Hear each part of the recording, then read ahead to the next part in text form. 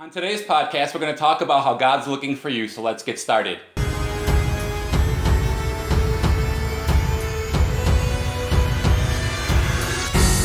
Welcome to the BlogwithJesus.com podcast. I'm your creative power coach, Robert Welsh, coming to you from the Jesus Media Studios. Please hit that subscribe button and tap the bell so you can be notified every time we upload a podcast. Now, I'd like to begin today's teaching with a topic, how God's looking for you. I remember when I was about 10 years old, I would go visit my grandfather, my dad's dad, and he'd always be watching a program known as the 700 Club with the host Pat Robertson.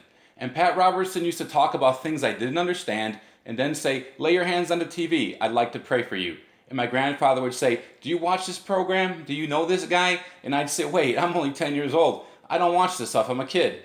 But I'm reminded in Jeremiah chapter 1, verse 5, before I formed you in the womb, I knew you. Before you were born, I sanctified you. I have appointed you a prophet to the nations.